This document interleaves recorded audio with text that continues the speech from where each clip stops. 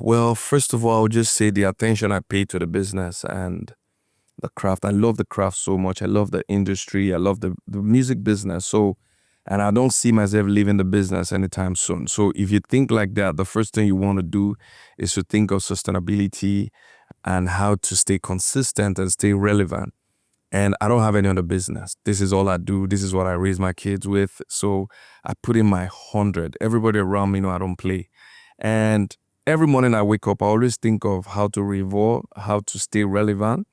And I also try to change my looks, my dressing at every point, like every 5 years. There were times, if you go back, you see when I was wearing hats, at some point dreads, at some point I took off my hair, nothing. At some point I grew back my hair. I've been always revolving. So coming to the music, I think I grew up, my father was a DJ, I've said that a couple of times. And growing up in a home where my father was a DJ really made me go stuck with different sound in my head.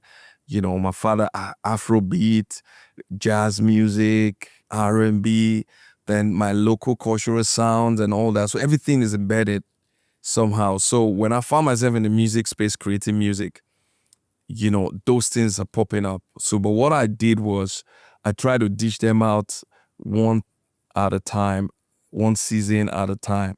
So each time I bring out a season, everybody's like, no, this is not happening.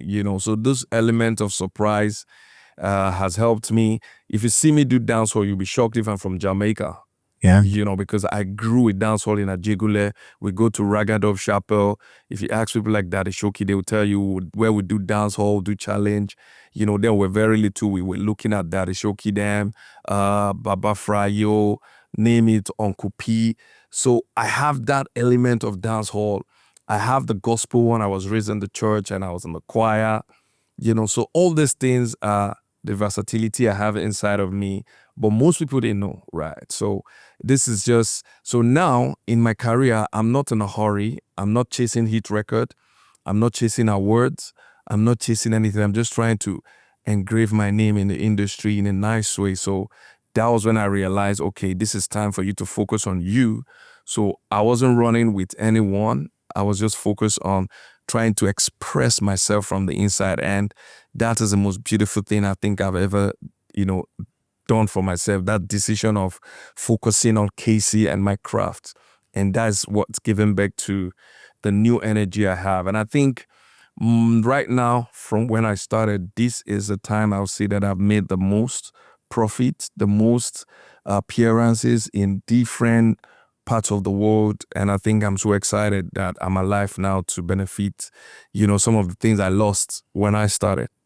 What about deciding that you're not going to play the game in the way that you expected to do it? Like,